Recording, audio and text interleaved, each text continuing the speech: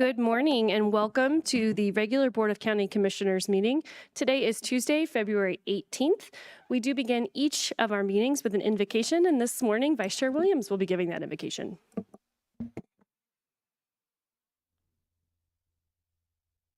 Our Father in heaven, we're thankful for this day. We're thankful that we're able to be here. We're thankful for the weather. We are thankful for the safety of those who have traveled and those who were involved in the plane incident in Toronto. We are thankful for our country, for our freedoms. We are thankful for the presidents who take on those responsibilities. We ask thee to please bless us with wisdom that we may govern the county wisely. Please bless our police officers, our sheriff's deputies, and all of our public safety that they may be safe. And this we say in the name of Jesus Christ. Amen. And Commissioner Applegate, if you'd lead us in the Pledge of Allegiance. Let's begin. I pledge allegiance to the flag.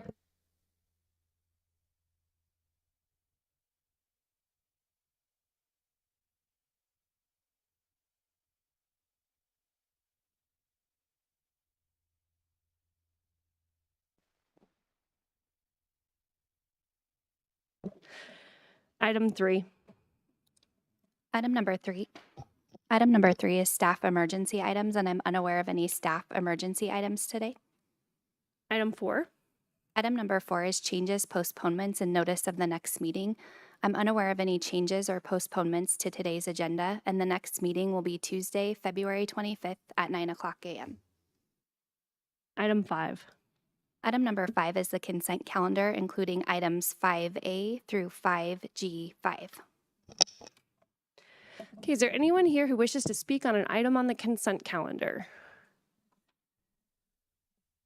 I see no one in the room. Do we have anyone online? Okay, I will bring it up to commissioners for either questions, comments, or motion. I would move approval of the consent calendar. Second. Okay, that has been moved and seconded. I will call the roll. Commissioner Bremer. Aye. Commissioner Weissong. Aye. Commissioner Applegate. Aye. Vice Chair Williams. Aye. And the chair votes aye. That passes 5-0. Item 6. Item number 6 is comments by elected officials and commissioner liaison reports. Okay, do not see any countywide elected officials in the audience, and we don't have any online, so we'll begin with Commissioner Bremer. Madam Chair, I have nothing today. Thank you. Commissioner Weissong. Our orientation and training continues. Had a number of meetings last week, advisory and committee members.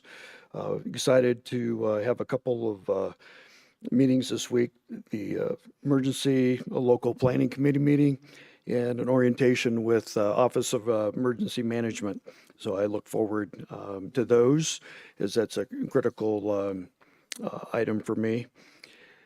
And wanted just to bring up a quick point.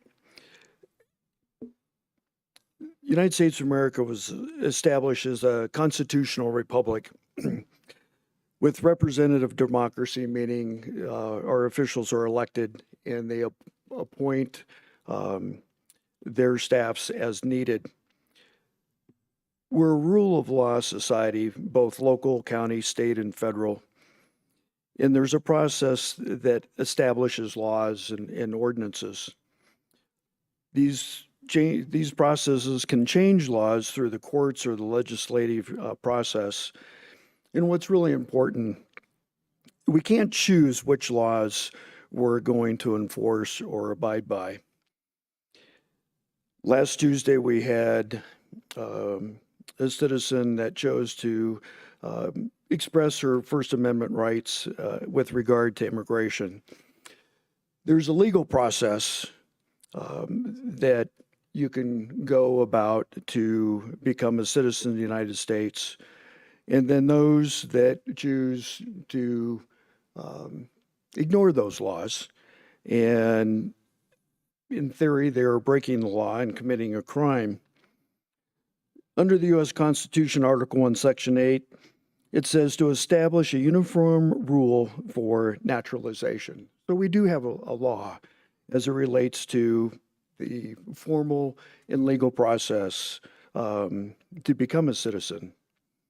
We all must be accountable and responsible for our actions, and our actions have consequences.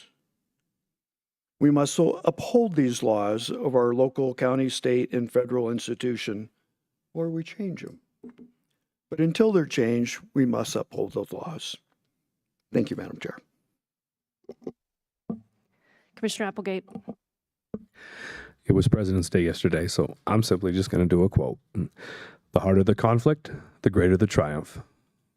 And father of our country, George Washington. Vice Chair Williams. I have no comments today. Thank you.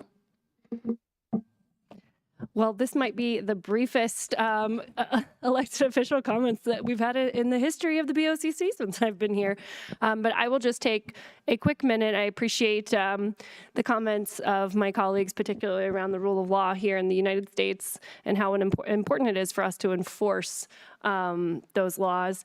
I also want to just take a moment and express, after so much discussion around free speech over the weekend, how important I think that is here. And I thank you for also acknowledging that we do have an open comment period.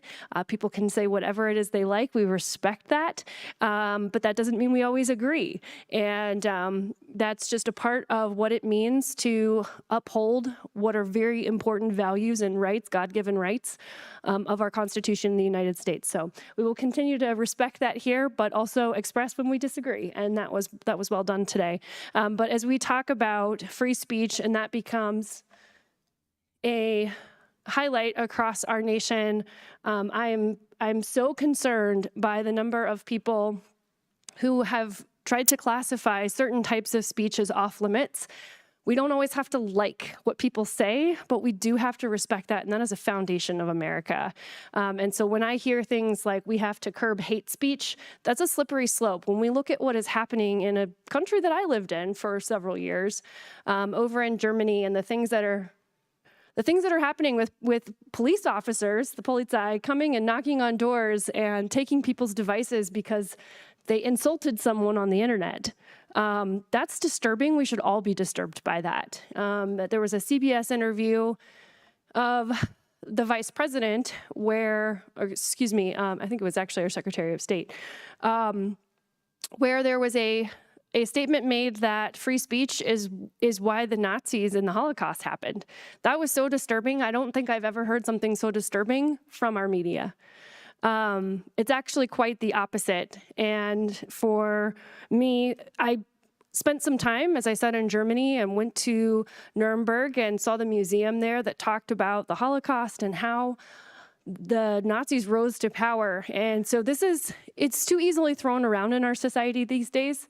But it is a very serious reality that when the government gets tyrannical and authoritarian and begins to assert more and more power, which is the opposite of what is happening right now, ironically, is that we're trying to shrink government at the federal level. But when we grow government's power over citizens, inevitably, people are not perfect. If men were angels, no government would be necessary, as our founders said. So I just think it's so important for us to focus in on free speech and remember that even when we don't like the speech of others, that we should still protect it, even when it's difficult, even when we don't like our emotional responses to it, even when it's ugly. It is too important for us to maintain all free speech. And when we start deciding who gets to decide what can be said, we are giving far too much power to any people to intervene in the lives of others. So with that, I will move to item 7. Item number 7 is community service organization reports, and there are none. Item 8.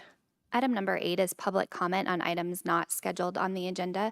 This is the public's opportunity to speak on an item that is not scheduled on today's agenda. And Madam Chair, I'm aware of several people signing in and at least one person that would like to be called in.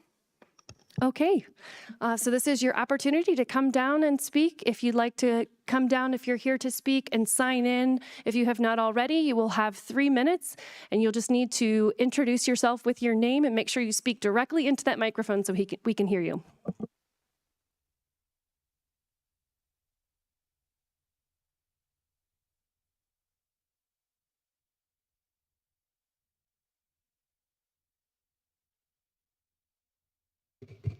Good morning, County Commissioners. Thank you. My name is Brooke Graves, and I am here once again to speak about the closure of the Rockrimmon Library.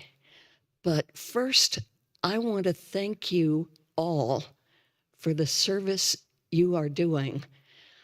I've been to several meetings and absolutely been gobsmacked at the range of issues that come to your attention and that you have to deal with, the knowledge that you have to have at your instant control to find out whether somebody is telling you the truth at all.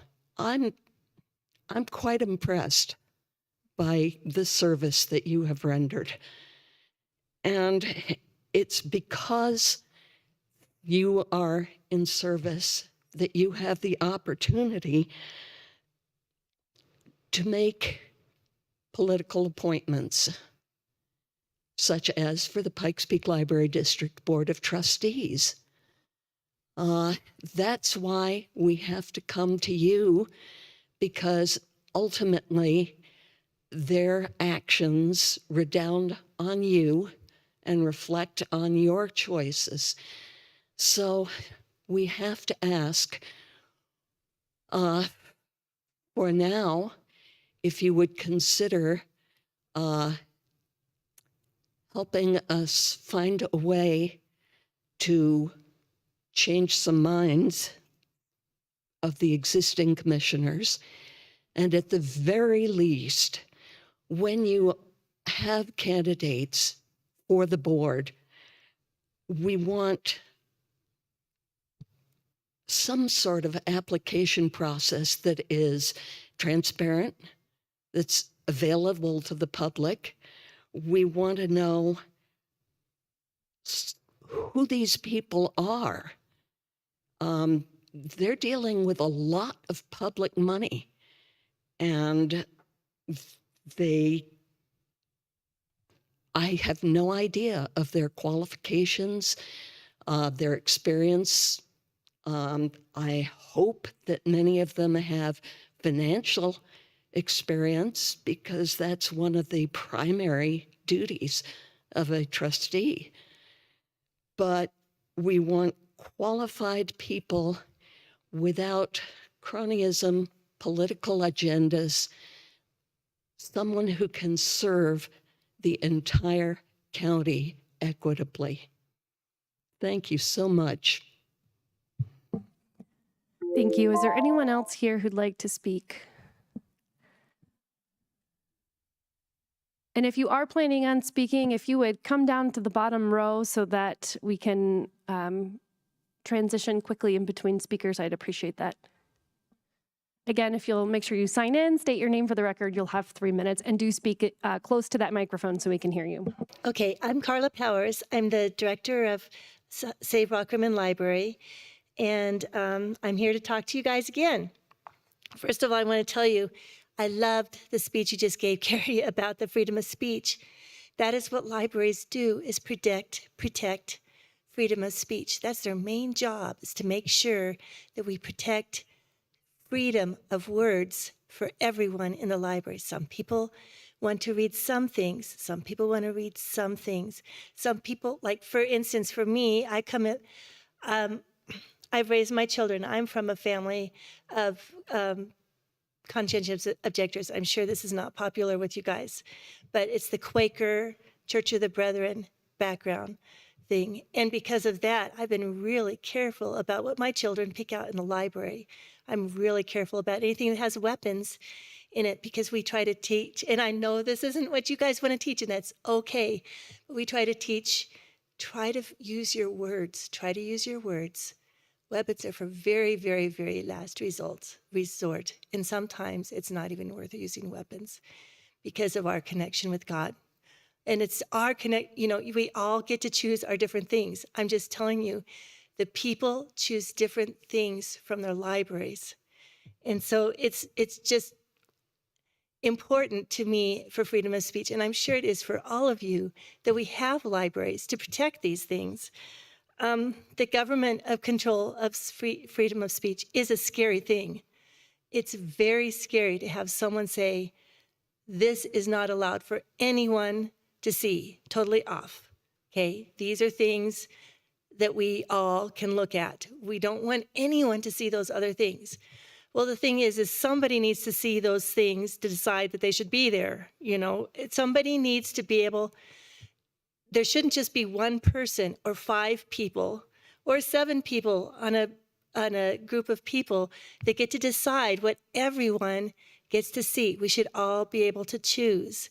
And everything should be labeled well so we know what's in there. So it's, you know, it's okay. I just want to talk to you about freedom of speech a little bit, why it's so important to librarians to protect the freedom of speech and why this whole thing has been so important to us. We want good people on the board of trustees that will protect freedom of speech for everyone. And I'm hoping you're looking for that. The problem is with you guys right now is we have no idea where you guys are in the process. You know, we wanted to have someone January 1st, and here we are. It's dragging on. I'm really glad to hear that maybe there's some attorney stuff going on, that we're looking at how the bylaws are and, you know, how everything's put together so we can have a more transparent process, because it is a public group. And this is all good. We just want to work with you guys on this. So I applaud you for going ahead. Please, let's see more of what's going on. Thank you. Okay, is there anyone else who would like to speak? I believe we may have someone online. Okay.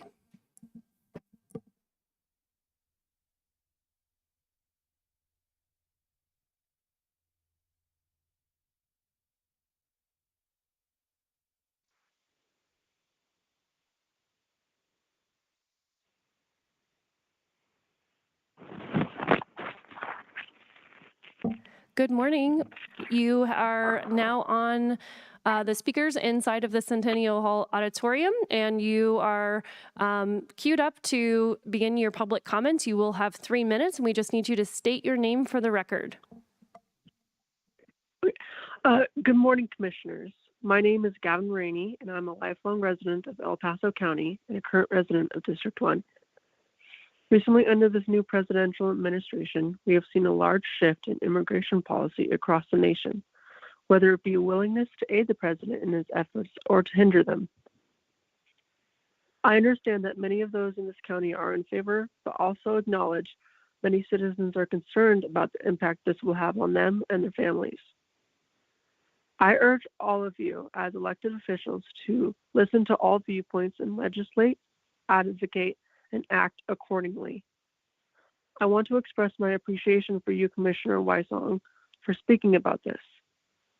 Another elected official, one I voted for, that I want to express my gratitude for is Sheriff Roybal in making the common sense decision to allow deputies to communicate with ICE regarding inmates at the county jail. While I applaud his efforts, I am worried that those who have different perspectives will reverse this policy using lawfare justified by state law. I ask those who have spoken against this decision to explain why it would be harmful to deport criminals who have been found to harm our community. No, ICE should not be raiding schools or sacred places of worship. But unlike those locations, a jail is not a place of innocence and purity. Thank you for your time. Thank you. And is there anyone else online? Okay, so with that, we will move to item 9. Item number 9 is the called up consent calendar, and there are no items called up. Item 10. Item number 10 is department and committee reports, non-action items. 10A, quarterly sales and use tax report 2024, quarter 4, October, November, and December. Nikki Simmons, Chief Financial Officer.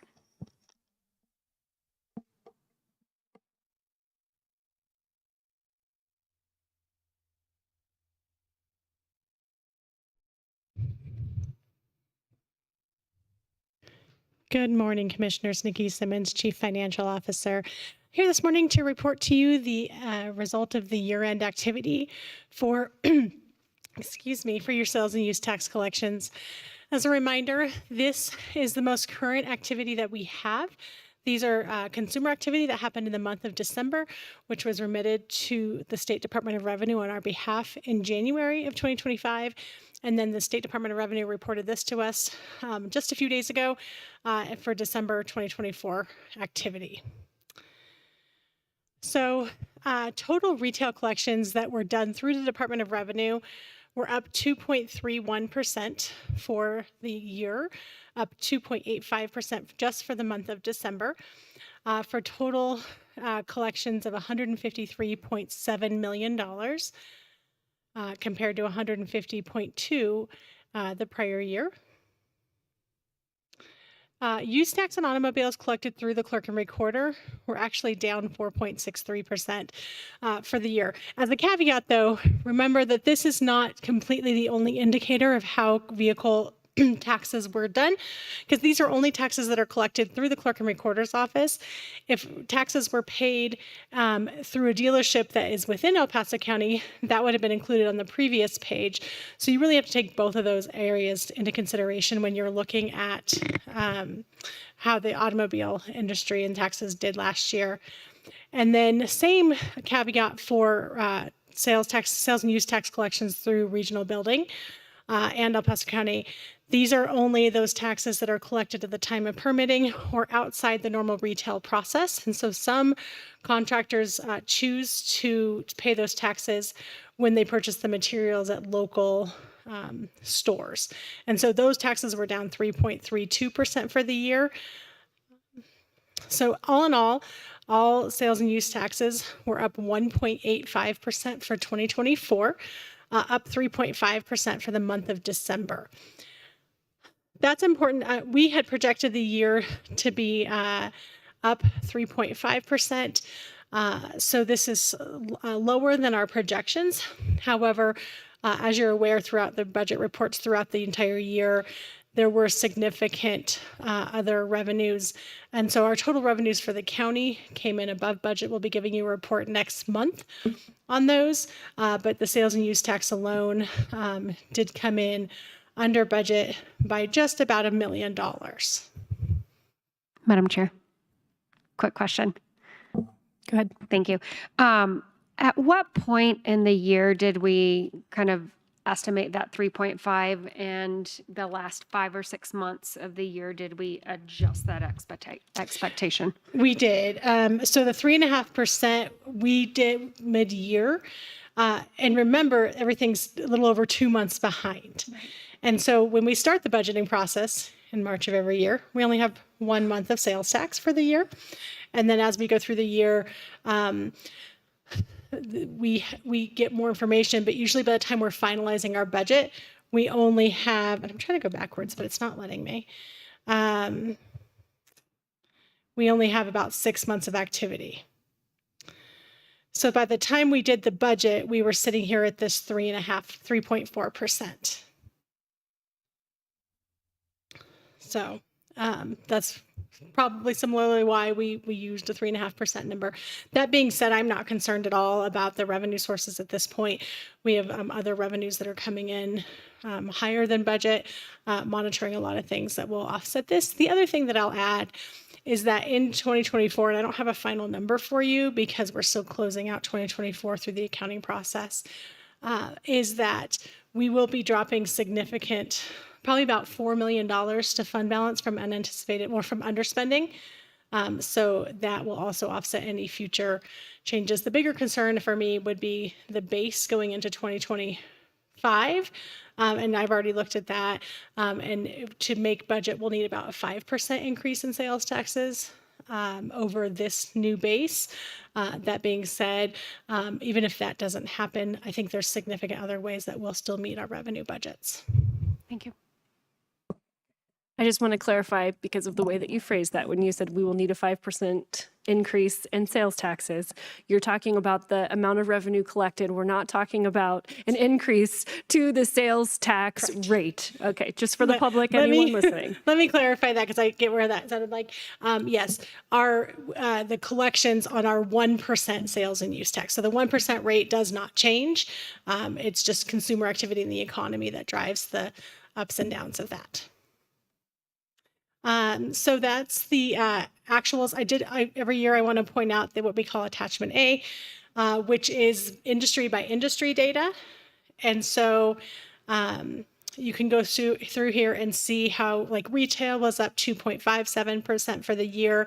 Food services was up 1.1. Information, which is magazines, newspapers, 4.82. Wholesale was down 2.2. Accommodations down 1.23, real estate and leasing up 4.64, manufacturing was down 1.57, and then this is the construction one I wanted to talk to. This is oops, I don't know why things are moving when I'm not touching them. Construction, this is where you get the better overall look at what construction's doing. For all construction taxes, this is by NAICS codes, so up 14%, and some larger months. And that's all in there. So there's a lot of data out there. These are publicly available on our website for people to go through. If you need more information, you can always contact the budget office. Vice Chair Williams. I should really know this by heart after 6 years, but it's not a reassessment year, is it? For the property taxes? I think it is. Because Okay. it wasn't last year. So All right. 24 taxes payable in 25 was not a reassessment year. Okay, So 25 taxes payable in 26 will be a reassessment year. thank you. Other questions? The construction numbers for their uptick, you said it went up 14%. Is that mostly based on, you're saying like a lot of new builds, assuming, or what are we? It'll just be all construction materials, and so Oh, okay. it could be people. It wouldn't be new builds necessarily. It could be people buying stuff to redo their decks or their roofs or things like that. Okay, but an uptick in that industry, Yes. so nonetheless, cool. And while we are seeing building permits being down year over year, as we see from our regional building reports, the construction taxes are not following that same trend. Likely because of the increase in cost of materials, I would suspect. But I would also suspect that as well. okay. Any additional questions or comments? Okay, thank you. Thank you. Item 11. Item number 11 is the addendum, and there are no addendums today. Item 12. Item 12 is the executive session, and there is no request for executive session. Okay, with that, we've come to the end of our agenda, and this meeting is adjourned.